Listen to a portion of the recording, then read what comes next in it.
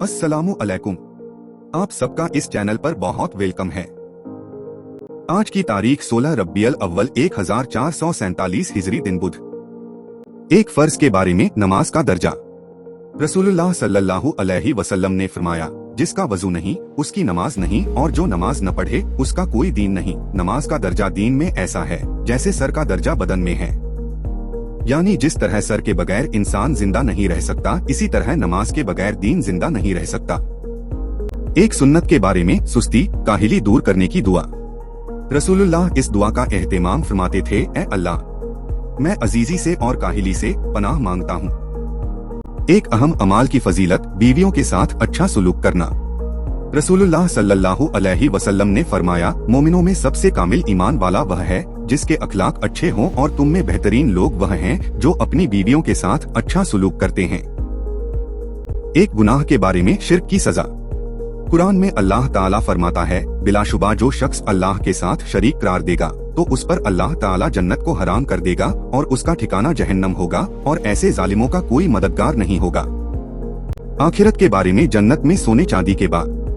रसूलुल्लाह सल्लल्लाहु अलैहि वसल्लम ने फरमाया, जन्नत में 2 बाग चांदी के हैं, उनके बर्तन और सब सामान भी चांदी का है, और 2 बाग सोने के हैं, उनके बर्तन और सब सामान सोने के हैं। जन्नते अन्न के रहने वालों और उनके रब के दीदार के दरमियान सिर्फ जलाल की चादर होगी। कुरान से इलाज मौसमी फलों के फवाइद। कुरान में अल्लाह ताला फरमाता है, जब दरख्त पर फल आ जाए तो उन्हें खा। मौसमी फलों का इस्तेमाल सेहत के लिए बेहद मुफीद है और बहुत सी बीमारियों से हिफाजत का जरिया भी है।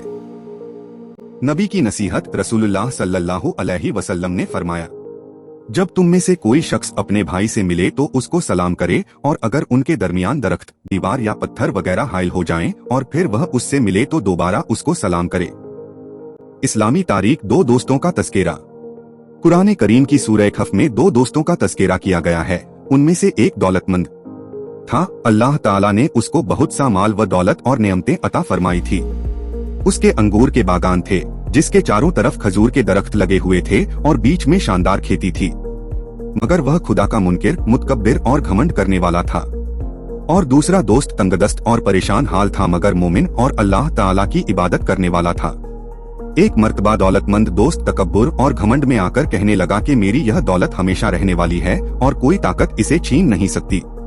उसके गरीब दोस्त ने कहा कि तुम अपने माल व दौलत पर इस कदर घमंड मत करो, क्योंकि हो सकता है कि अल्लाह ताला मुझे तुमसे ज्यादा माल व दौलत से नवाज दे और तुम्हारे माल व दौलत को आसमानी आफत और खुदाई अजाब भेजकर बर्बाद कर दे।